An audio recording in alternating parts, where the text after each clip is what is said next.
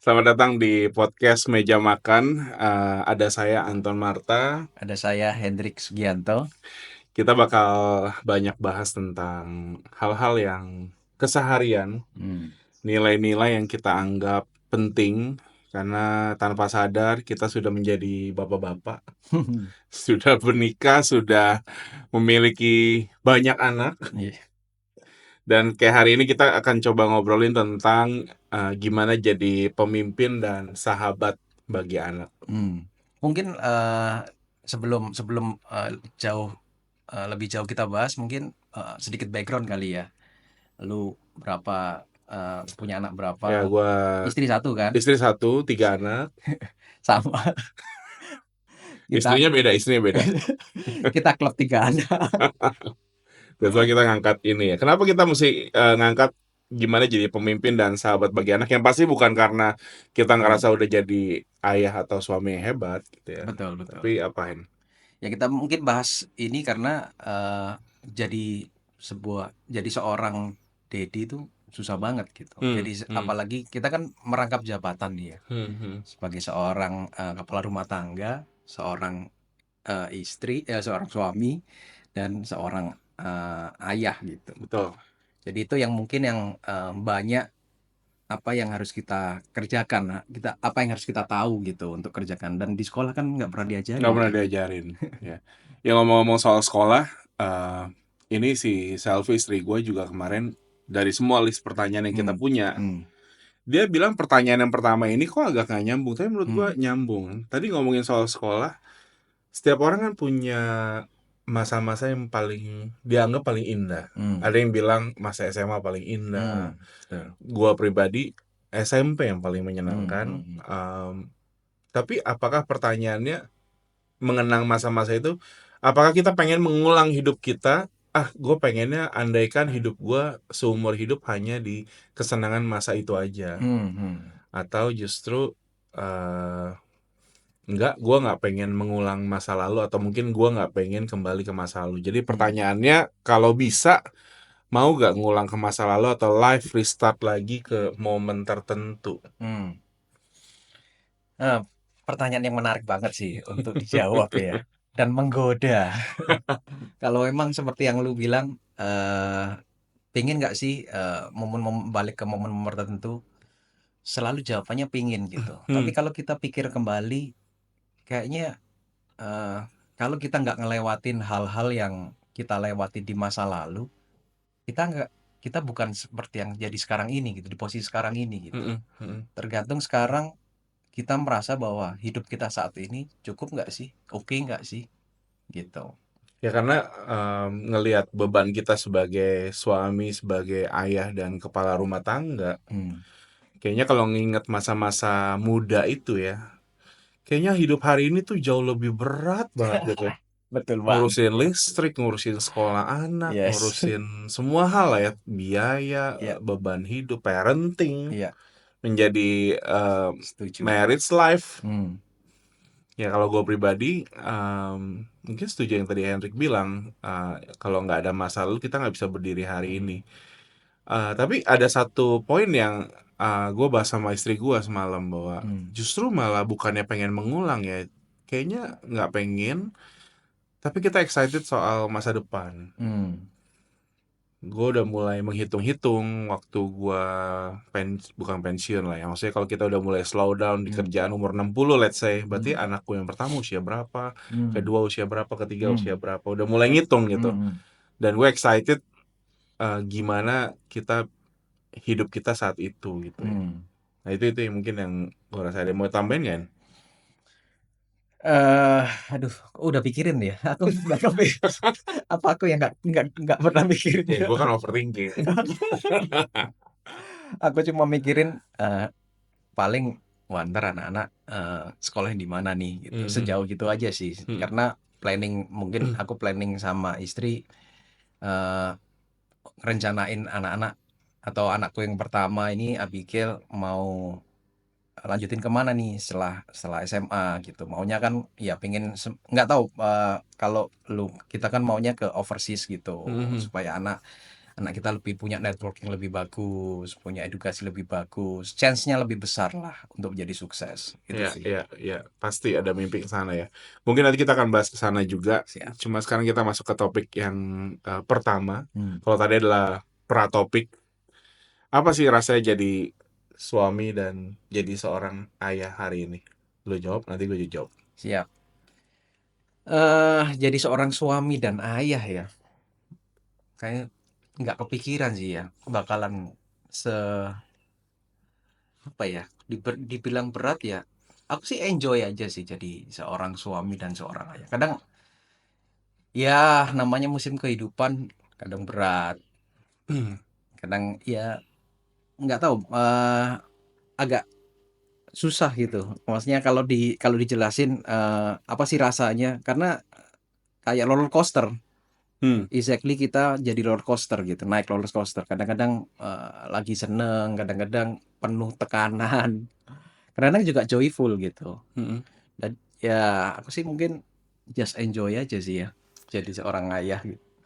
Kalau gue jadi seorang suami dan ayah, eh, nggak tahu kenapa gue jadi mengerti gitu apa yang dialami oleh orang tua gue. Hmm, Waktu gue kecil gue melihat orang tua gue happy, tapi juga mereka sering terlihat berantem juga. hmm, Ya begitu gue menjalani kehidupan pernikahan sebagai seorang suami, hmm, lumayan jadi bekal tuh ya. hmm, Jadi waktu kalau kita lagi nggak akur, lagi beda pendapat sama istri, gue keinget tuh masa lalu dulu yang bokap nyokap gue alami, hmm, lakukan, hmm, baik itu hal yang benar ataupun kesalahan yang mereka lakukan. hmm. Wah itu jadi benchmark tuh. Jangan sampai, terutama jangan sampai gue melakukan kesalahan yang sama gitu ya misalnya. Challenge-nya selalu, eee, gimana pertanyaannya itu, gimana sih kita jadi seorang ayah yang baik gitu, Hmm, jadi seorang suami yang baik, hmm, atau sesuai dengan yang diharapkan gitu. hmm, Itu kan challenge-nya seperti itu. Karena ya, eh, tentu kita nggak mengerti hati, even hati istri kita gitu, hmm, maunya apa sih gitu. Dan hmm, ya pentingnya komunikasi ya. hmm. Jadi seorang ayah gimana? Hmm, seorang ayah ini challenging banget ya. Karena kembali yang seperti yang dibahas di awal, di sekolah kita nggak pernah tahu edukasi menjadi seorang ayah baik seperti apa. Ya mungkin bergantung pada Tuhan aja kayaknya. Iya, karena menjadi seorang ayah, gue baru ngerti ini menjadi pekerjaan seumur hidup ya. Hmm, Kalau dari kecil kita ngurusin dia balita, sekarang udah usianya menjelang remaja. One day mereka akan kuliah, ya. menikah, dan mereka udah jadi orang tua Hmm, sendiri. Gue kebayang sampai umur 80 mungkin kita masih ngomongin nasihatin pernikahan anak-anak kita hmm, mungkin. hmm. Wow, itu jadi Karena pekerjaan seumur hidup. seperti yang lu bilang tadi, eh, mencari benchmark ya. Jadi kita pun menjadi benchmark anak-anak kita gitu. Wow, Value apa yang kita tanamkan ke anak-anak kita supaya jadi good value buat keluarganya mereka di kemudian hari gitu kan. ya. Dan itu yang justru yang aku bilang tantangan paling challenging itu ya ke sana gitu. Ya. Dan salah satu yang paling challenging buat gue adalah karena dari muda, gue kalau tidur nggak pakai baju. Tapi Carol, anak gue yang pertama udah 10 tahun, gue udah mesti mulai. Wow, Apakah dia harus terus melihat bapaknya kalau tidur nggak pakai wow, baju? menarik sekali. Anakku yang paling kecil umur 2 tahun. eh jadi suatu saat sama bro, kita kalau tidur nggak pernah pakai baju. Even aku cuma koloran aja sometime. Eh, jadi suatu malam, waktu anakku yang paling kecil tuh masih tidur sama kita. Jadi suatu malam dia bilang, aku nggak mau pakai baju gitu. Terus si istriku bilang, mau kayak Dedi ya? Iya katanya. Aku nggak tahu ini suatu yang salah atau suatu yang benar. Tapi yang pasti, aku mau ajarin, kalau kita ngomong tidur, walaupun kita nggak pakai baju, mungkin, pakai kaos kaki kali, gitu. Karena kan anak yang aku pengalamanku sih, anak kecil itu tahan tahan dingin gitu. Oke. Jadi kita pakai even pakai selimut, kita udah kedinginan gitu, anak kita malah nggak mau pakai selimut gitu. Nah, kenapa kaos kaki? Karena salah satu poin penting untuk penghangat itu kan ada di Di kaki kaki, itu betul, gitu. betul. Jadi itu mungkin yang aku nggak worry too much gitu. Kadang-kadang waktu jam 4 jam 5 kebangun gitu ngelihat anak atau kesenggol anak kita badannya dingin banget gitu kan. Mhm, Wih, anak mhm. ini nggak kedinginan gitu kan. Dan kita nggak tahu dia kedinginan. Kalau kenapa begitu kita tahu, oh ini kok dingin ya, kita selimutin. Berapa saat kemudian selimutnya udah ditendang. Iya, betul. Berarti harus ya, menarik. Kaos kaki ya, tapi nggak tahu apakah anak gua betah ya pakai kaos kaki. Let's see deh. Oke, menjadi pemimpin keluarga, mmm, rasanya seperti apa? Hmm. Dibilang stres sih sebenarnya mungkin ada masanya kita stres ya. Hmm. Dibilang berbeban berat, pasti ada yang masa dimana berbeban berat. Tapi satu sisi, mmm, menikah dan kita menjadi pemimpin dalam keluarga kita Hmm. itu sesuatu yang kadang nggak bisa dijelasin kayak kata-kata. Hmm. Cuma gue bisa merasakan momen-momen dimana ada kebahagiaan gitu ya. Hmm. Kebahagiaan juga nggak bisa dilukiskan Hmm. saat anak-anak lagi berinteraksi satu dengan yang lain. Bahkan mereka pun sedang berantem satu dengan yang lain, Hmm. kadang-kadang gue duduk termenung terus gue bilang, oh ya ya, gue sudah berkeluarga nih. Hmm. Dan ya kita tahu, kita ngalamin, orang-orang juga bilang, teori-teori parenting juga bilang bahwa ya anak kecil interaksi mungkin ya berantem itu hal yang wajar gitu ya. Hmm. Em, Campur aduk ya sebenarnya waktu kita jadi pemimpin di keluarga nih, bagaimana membalance antara Hmm. pernikahan kita dengan istri, bagaimana mendidik anak-anak menjadi teladan. Tapi menurut gue merasakan kebahagiaan. Hmm. Sesuatu yang kadang-kadang kita nggak bisa jelasin sih. Iya, iya, iya. Kalau gimana? Menarik. Karena kalau aku sih jadi seorang pemimpin itu kayak being leadership gitu kan. Hmm, Tuhan bilang eh, salah satu salah satu start kita jadi untuk leadership itu kita mulai dari keluarga gitu. hmm, Dan setuju memang kalau keluarga kita bagus gitu, keadaannya bagus, bahkan membanggakan, kita doing anything itu lebih lebih gampang gitu. hmm, Mau doing bisnis karena tercermin di keluarga kita gitu. hmm, Seperti yang lu bilang, memang kadang stressful, yes. Kalau enggak jadi leader kita kan hmm, gitu. hmm, Memang diasah.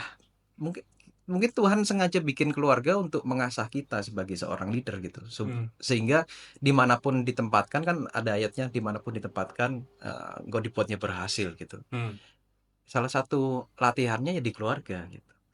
Jadi kalau memang menurutku nih kalau kita gagal di keluarga, ya mungkin ada sih kasus-kasus suksesnya bisnisnya sukses gitu, keluarganya berantakan. hmm, Tapi kan itu nggak jadi bukan poin pentingnya gitu, Bro. hmm.